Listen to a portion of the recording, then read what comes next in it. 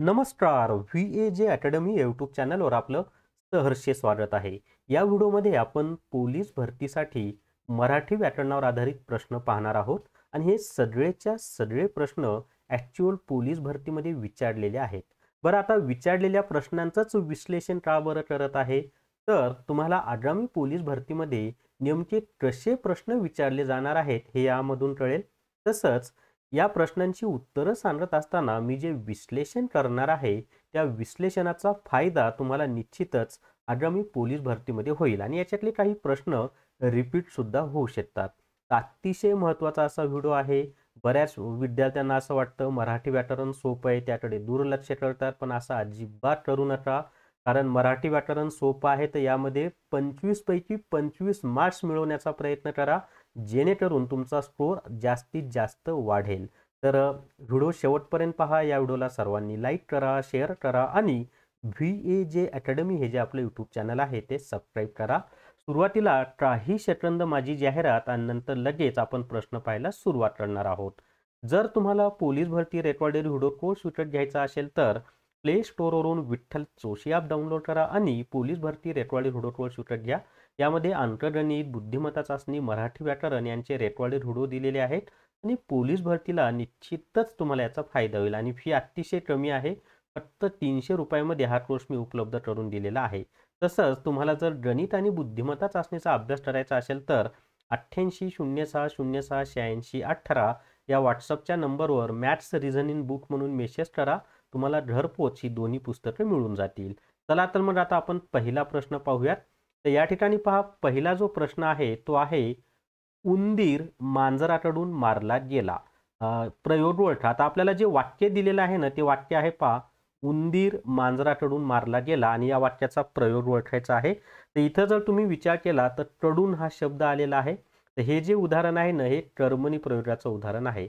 आता मुळामध्ये कर्मणी प्रयोग म्हणजे काय, तर ज्या वाक्यातील क्रियापदाच्या रूपामध्ये कर्मानुसार म्हणजे कर्माचं लिंग आणि वचन यामध्ये बदल केला की क्रियापदाच्या रूपामध्ये बदल होत असेल तर त्याला कर्मणी प्रयोग असं म्हणतो आपण. आणि कर्मणी प्रयोगाचे एकूण 5 उपप्रकार आहेत आणि कर्मणी प्रयोगामध्ये कर्म हे प्रधान असतं आणि कर्मणी प्रयोगामधील जे काही कर्म असतं ना त्या कर्माला कोणताही विभक्ती प्रत्यय लादलेला नसतो.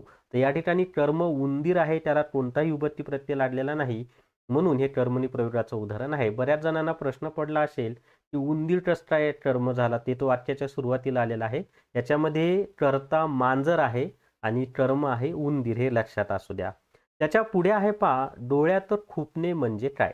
आता डोळ्यात खुपणे म्हणजे काय माहिती आहे का, तर सहन न होणे. आपण एखादा व्यक्ती खूप चांगली प्रगती करत असेल तर तो व्यक्ती आपल्या डोळ्यात खुपतो किंवा आपली खूप जास्त प्रगती होत असेल तर आपल्या भावकीच्या आपण डोळ्यामध्ये खुपतो पहा. म्हणजे आपली प्रगती भावकीच्या डोळ्यात भावकीला सहन होत नाही. किंवा तुमचं पोलीस भरतीमध्ये निवड झाली की भावकीच्या डोळ्यात खुपतं का, तर त्यांना ते सहन होत नाही की तुम्ही पोलीस झालातच कसे. ठीक आहे. चला त्याच्या पुढचा प्रश्न पाहूयात. लय भारी पद्धतीनं तुम्हाला ह्या सगळ्या गोष्टींचं विश्लेषण मी करून देणार आहे. तुम्ही फक्त ना व्हिडिओ शेवटपर्यंत पहा आणि हा व्हिडिओ तुमच्या मित्रांपर्यंत जास्तीत जास्त शेअर करा बरं का. त्याच्या पुढे पहा, आता अगदी सहज चालता चालता एखाद्या अवघड गोष्टीची परीक्षा करणे यासाठी कोणती म्हण लागू होते. आता इथे जर आपण पाहिलं तर अगदी सहज चालता चालता एखाद्या अवघड गोष्टीची परीक्षा करणे यासाठी कोणती म्हण लागू होती माहिती आहे का. तर आपण बोलतो पहा कॉलेजमध्ये वगैरे बढ्या मारताना, अरे मी तर उडत्या पाखराची पिशे मोजतो. म्हणजे उडत्या पाखराची पिशे मोजणे हे त्याचं उत्तर आहे. सी हे त्याचं उत्तर आहे, उडत्या पाखराची पिशे मोजणे म्हणजे सहज चालता चालता एखाद्या अवघड गोष्टीची परीक्षा करणे असा त्याचा अर्थ होतो. वयोमान याची फोड कशी होती हे आपल्याला सांगायचं आहे. आता वयोमान याची जी फोड आहे ना ती कशी होती माहिती आहे का, वय अधिक मान म्हणजे विसर्ग संधीचं हे उदाहरण आहे पहा. विसर्ग संधीचं उदाहरण आहे. तर वयोमानची फोड कशी होते, वय अधिक मान अशी त्याची फोड होते. चला त्याच्या पुढे पाहूयात. आता पुढचा 5वा प्रश्न आता स्क्रीनवर दिसेल तुम्हाला. प्रश्न आहे या ठिकाणी, प्रश्न पहा, विसंगत जोडी ओळखा. आता विसंगत म्हणजे काय, जी वेगवेगळी आहे अशी जोडी आपल्याला ओळखायची आहे ते. तर याच्यामध्ये विसंगत जोडी अशी आहे पहा, की पायापासून डोक्यापर्यंत म्हणजे अपाद मस्तक हे बरोबर आहे. अपाद मस्तक म्हणजे काय, पायापासून डोक्यापर्यंत. कर्तव्याकडे पाठ फिरवणारा, कर्तव्य परांगमुख हे सुद्धा बरोबर आहे की हे अलंकारिक शब्द आहेत बरं का. पादमस्त, कर्तव्य परांगमुख हे अलंकारिक शब्द आहेत. त्याच्यानंतर जाणून घेण्याची इच्छा नसलेला जिज्ञासू हे चुकीचं आहे, कारण जाणून घेण्याची इच्छा असलेला म्हणजे जिज्ञासू असं असतं. इथं नसलेल्यापैकी काय पाहिजे होतं, असलेला. मग विसंगत जोडी कोणती आहे, सी हीच काय आहे, विसंगत जोडी आहे. त्याच्या पुढे आता कडू, कारले, हुशार मुलगा, सुंदर फूल, अधोरेखित विशेषण कोणत्या प्रकारचे विशेषण आहे. आता या ठिकाणी पहा, कडू कारलेमध्ये कडूला अधोरेखित केलेला आहे, हुशार मुलगामध्ये हुशारला अधोरेखित केलेला आहे आणि सुंदर फूलमध्ये सुंदरला अधोरेखित केलेला आहे. तर कडू, हुशार, सुंदर ही सगळी कोणती विशेषणे आहेत, तर गुण विशेषणे आहेत. मुळामध्ये विशेषण म्हणजे काय, तर नामाविषयी विशेष माहिती देऊन त्या नामाची व्याप्ती मर्यादित करणाऱ्या विकारी शब्दालाच विशेषण असे म्हणतात. तुम्हाला एखादी व्यक्ती आवडत असेल, त्या व्यक्तीचं वर्णन करताना तुम्ही ज्या ज्या गोष्टी सांगता ना, ती सगळी विशेषणं असतात. मग आता तुम्हाला कोण आवडतं ते कमेंट करून मला सांगू नका बरं का.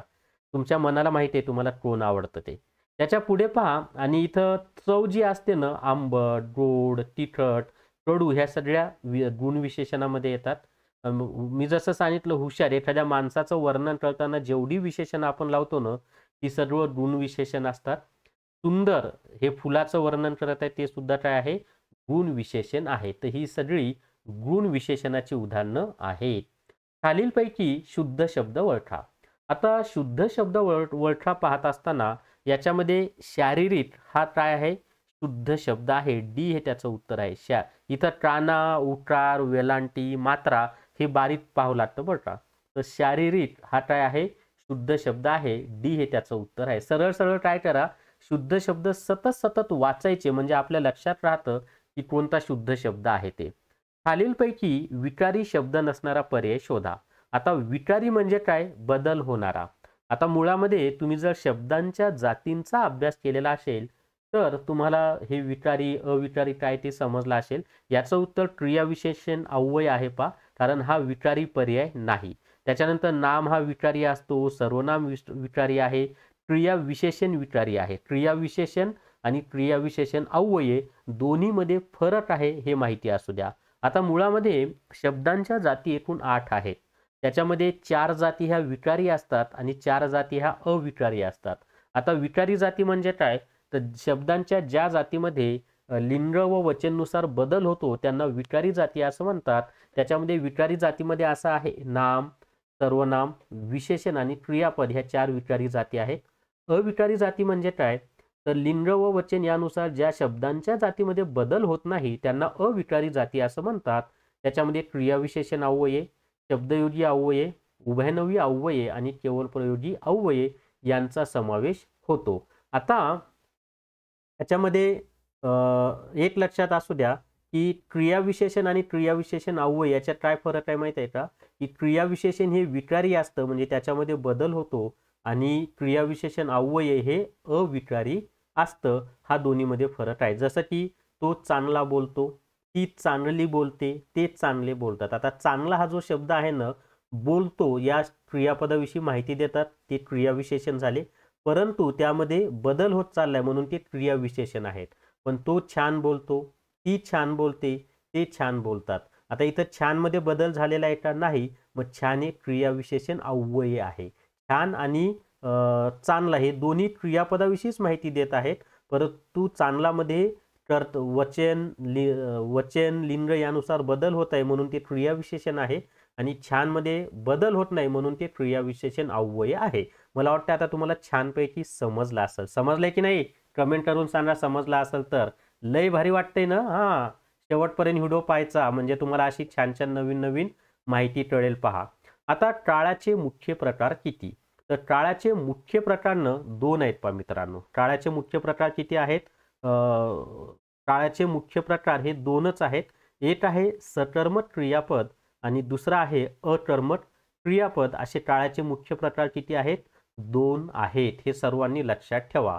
बऱ्याच परीक्षांना हा प्रश्न विचारलेला आहे. टाळाचे मुख्य प्रकार किती, तर 2 आहेत, सकर्मक क्रियापद आणि अकर्मक क्रियापद. सॉरी टाळ, मी क्रियापदाचे प्रकार, सॉरी माझी मिस्टेक झाली हा. टाळाचे मी क्रियापदाचे मुख्य प्रकार दोन आहे, सकर्मक क्रियापद आणि अकर्मक क्रियापद असं सांगितलं. पण आपल्याला इथं क्रियापदाचे नाही विचारले, टाळाचे विचारलेले आहे. कधी कधी होतं पा, लक्षात थोडंसं दुर्लक्षित झालं की अशी मिस्टेक होते. टाळाचे मुख्य प्रकार 3 आहेत. बी उत्तर येईल त्याचा. कोणकोणते सर्वांना माहिती आहे? वर्तमान काळ, भूतकाळ आणि भविष्यकाळ असे टाळाचे मुख्य प्रकार 3 आहेत. आणि प्रत्येकाचे मग 4-4 उपप्रकार आहेत, जसं की साधा वर्तमान काळ, चालू किंवा अपूर्ण वर्तमान काळ, पूर्ण वर्तमान काळ आणि रीती वर्तमान काळ. तसंच भूतकाळाचे तसेच भविष्यकाळाचे आहेत. तर काळाचे मुख्य प्रकार 3 आहेत. आणि मी जे मुख्य 2 प्रकार सांगितले ते क्रियापदाचे आहेत. सकर्मक क्रियापद आणि अकर्मक क्रियापद असे क्रियापदाचे मुख्य प्रकार 2 आहेत आणि काळाचे मुख्य प्रकार 3 आहेत. त्याच्या पुढे पाहता सत्यव्रत डॅश डॅश सामासिक शब्दाचा विग्रह पर्याय निवडा. आता सत्यव्रत हे हा सामासिक शब्द आहे. तर त्याचा या सामासिक शब्दाचा विग्रह काय होतो ते आपल्याला सांगायचं आहे. तर त्याचा विग्रह होतो सत्य आहे व्रत ज्याचे असा तो. ती हे त्याचं उत्तर आहे. सत्य आहे व्रत ज्याचे असा तो हे बहुरी समासाचं उदाहरण येतं. त्याच्या पुढे पाहूयात, अजूनही आपल्याला प्रश्न पाहिजेत पण त्याच्या आधी छोटीशी जाहिरात. जर तुम्हाला पोलीस भरती रेकॉर्डेड हुडो कोर्स घ्यायचा असेल तर प्ले स्टोअरवरून विठ्ठल जोशी ॲप डाउनलोड करा आणि पोलीस भरती रेकॉर्डेड हुडो कोर्स विकत घ्या. फक्त 300 रुपयामध्ये हा कोर्स उपलब्ध आहे. आणि पोलीस भरतीला जसे प्रश्न येतात ना ती सगळी माहिती याच्यामध्ये दिलेली आहे. छानपैकी सोप्या भाषेमध्ये सगळं काही शिकवलेलं आहे. निश्चितच तुम्हाला फायदा होईल. आणि जर तुम्हाला अंकगणित, बुद्धिमत्ता चाचणी यांचा अभ्यास करायचा असेल तर मला 8806068618 या व्हॉट्सअपच्या नंबरवर मॅथ्स रिझनिंग बुक म्हणून मेसेज करा. तुम्हाला घरपोच ही दोन्ही पुस्तकं मिळून जातील. अतिशय म्हणजे फक्त 450 रुपयामध्ये ही दोन्ही पुस्तकं मिळतील. आणि याच्यातलेच 99% प्रश्न पोलीस भरतीचे यात जसे दिलेत ना तसेच विचारले जातात. खूप फायदा होईल तुम्हाला. चला त्याच्या पुढचे प्रश्न पाहूयात आपण आता. नेक्स्ट त्याच्या पुढचा प्रश्न आहे, उत्कट भावना व्यक्त करताना ती दाखवणाऱ्या शब्दाच्या शेवटी कोणते विरामचिन्ह वापरतात. आता उत्कट भावना म्हणजे काय माहित आहे का? अचानकपणे व्यक्त होणारी भावना. म्हणजे तुम्ही रस्त्याने चाललात आणि तुमच्या पायामध्ये काटा रुतला तर आपण काय म्हणतो? आई ग. कोणी म्हणतं बायको ग? नाही ना, आई गच म्हणतात ना सगळे. तर ते जे अचानकपणे व्यक्त झालेली भावना आहे ना ती काय आहे? उत्कट भावना. समजले सर्वांना? तर उत्कट भावना व्यक्त करताना ती दाखवणाऱ्या शब्दाच्या शेवटी कोणते विरामचिन्ह वापरतात? तर त्या ठिकाणी नेहमी कोणतं विरामचिन्ह वापरलं जातं? उद्गार चिन्ह वापरलं जातं. ए हे त्याचं उत्तर आहे, उद्गार चिन्ह. प्रश्न विचारायचा असेल तर प्रश्नचिन्ह वापरतात. आणि वाक्य पूर्ण झालं हे दाखवायचं असेल तर पूर्णविराम वापरतात. चला त्याच्या पुढचा प्रश्न आहे आता, मुखातून निघणाऱ्या मूळध्वनींना काय म्हणतात? तर मुखातून निघणारे जे मूळध्वनी आहेत ना त्यांना वर्ण असं म्हटलं जातं. ही वर्णाची व्याख्याच आहे बरं का. मुखातून निघणाऱ्या मूळध्वनींना वर्ण असे म्हणतात. तर वर्ण हे त्याचं उत्तर आहे. तर वर्ण हे त्याचं उत्तर आहे पहा, की मुखातून निघणारे जे मूलध्वनी आहे त्यांना काय म्हणलं जातं? वर्ण असं म्हटलं जातं. ज्या गावच्या बोरी त्याच गावच्या डॅश डॅश डॅश. आता हे जे आहे ना एक म्हण आहे पहा, की ज्या गावच्या बोरी त्याच गावच्या बाभळी अशी एक म्हण आहे. तर म्हणी सर्वांनी पाठ करा. त्या हमखास परीक्षेला विचारल्या जातात. त्याच्या पुढे आहे पहा, बेडूक प्रश्नचिन्ह समानार्थी शब्द सांगा. तर बेडूकचा समानार्थी शब्द आपल्याला सांगायचा आहे. तर सर्वांना माहिती आहे की बेडूकचा समानार्थी शब्द कोणता आहे? तर मंडूक हा काय आहे? बेडूकचा समानार्थी शब्द आहे. मंडूक हे त्याचं उत्तर आहे. बेडूकचा समानार्थी शब्द कोणता आहे? मंडूक हा आहे. तो धीट मुलगा आहे या वाक्याचे नकारार्थी वाक्य करा. आता वाक्य दिलेलं आहे, तो धीट मुलगा आहे. या वाक्याचं काय करायचं आहे आपल्याला? नकारार्थी वाक्य करायचं आहे. तर तो धीट मुलगा आहे याचं नकारार्थी काय होतं? तो भित्रा मुलगा नाही. तो भित्रा मुलगा नाही म्हणजेच कसा आहे? तो धीट आहे. आता या ठिकाणी धीट आणि भित्रा हे जे दोन विरुद्धार्थी शब्द आहेत की नाही त्यांचा वापर करून नकारार्थी वाक्य तयार केलेलं आहे. तर बऱ्याच वेळेला विरुद्धार्थी शब्दांचा वापर करून नकारार्थी वाक्य तयार केली जातात. सारे भारतीय माझे बांधव आहेत हा कोणता वाक्य प्रकार आहे? म्हणजे आपल्याला वाक्याचा प्रकार या ठिकाणी सांगायचा आहे. तर सारे भारतीय माझे बांधव आहेत हा जो वाक्य प्रकार आहे ना ते आहे विधानार्थी वाक्य. आता विधानार्थी वाक्य हे शुद्ध वाक्य असतं, साधं वाक्य असतं, केवल वाक्य असतं. हे सगळे काय असतात? विधानार्थी वाक्य असतात. विधानार्थी वाक्यामध्ये काहीतरी सर्वसाधारण असं विधान केलेलं असतं आणि विधानार्थी वाक्याच्या शेवटी पूर्ण विराम दिलेला असतो. विधानार्थी वाक्य हे स्वार्थी वाक्य सुद्धा असतं, हे पण माहिती असू द्या. पुढील समासाचा विग्रह करा आणि शब्द दिलेला आहे नीळकंठ. आता नीळकंठ हा जो शब्द आहे ना, याचा काय करायचं आपल्याला विग्रह करायचा आहे. मग आता नीळकंठाचा विग्रह करत असताना हे बहुरी समासाचं उदाहरण आहे बरं का. त्याचा विग्रह होतो निळा आहे कंठ ज्याचा असा तो. मग कोणाचा कंठ निळा आहे तर महादेवाचा. तर निळा आहे कंठ ज्याचा असा तो, तो कोण आहे महादेव आहे. तर बी हे त्याचं उत्तर आहे. निळा आहे कंठ ज्याचा असा तो महादेव, बी हे त्याचं उत्तर आहे. बालकवी यांचे पूर्ण नाव काय आहे तर बालकवी जे आहेत ना त्यांचं जे पूर्ण नाव आहे ते पूर्ण नाव काय माहिती आहे का बालकवींचं. तर ते पूर्ण नाव आहे त्र्यंबक बापूजी ठोंबरे, असं बालकवींचं पूर्ण नाव आहे, त्र्यंबक बापूजी ठोंबरे. त्याच्या पुढे रामायण, वाल्मिकी, महाभारत प्रश्नचिन्ह. म्हणजे रामायण जसं वाल्मिकी ऋषींनी लिहिलेलं आहे तसं महाभारत कोणी लिहिलेलं आहे तर सर्वांना माहित आहे महाभारत कोणी लिहिलेलं आहे व्यास मुनी यांनी लिहिलेलं आहे किंवा महर्षी व्यास यांनी लिहिलेलं आहे. डी हे त्याचं उत्तर आहे महर्षी व्यास. त्याच्या पुढचा प्रश्न आहे पूर्ण भूतकाळाचे उदाहरण खालीलपैकी कोणते आहे. म्हणजे वाक्याचा काळवळ काय याच्यावर आधारित हा प्रश्न आहे. मग आता या ठिकाणी पूर्ण भूतकाळ कोणतं आहे. मी पुस्तक वाचले होते हे पूर्ण भूतकाळाचं उदाहरण आहे. सी हे त्याचं उत्तर आहे.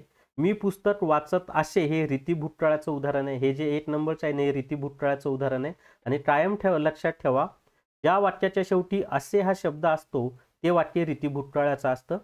मी पुस्तक वाचत होतो हे चालू भूतकाळ किंवा अपूर्ण भूतकाळाचं उदाहरण आहे. मी पुस्तक वाचेल हे साध्या भविष्यकाळाचं उदाहरण आहे. आणि मी पुस्तक वाचले होते हे पूर्ण भूतकाळाचं उदाहरण आहे. हे लक्षात असू द्या.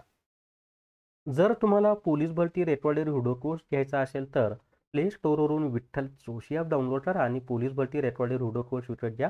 फक्त 300 रुपयामध्ये हा कोर्स उपलब्ध करून दिलेला आहे. तर या व्हिडिओमध्ये मी तुम्हाला मराठी व्याकरणाच्या प्रश्नांची उत्तरं विश्लेषणासह सांगितलेली आहेत.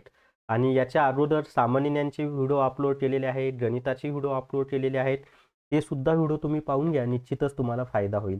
तर या व्हिडिओमध्ये एवढीच माहिती. या व्हिडिओला सर्वांनी लाईक करा, शेअर करा आणि VAJ अकॅडमी हे जे आपलं यूट्यूब चॅनल आहे ते सबस्क्राईब करा. थांबूयात. धन्यवाद.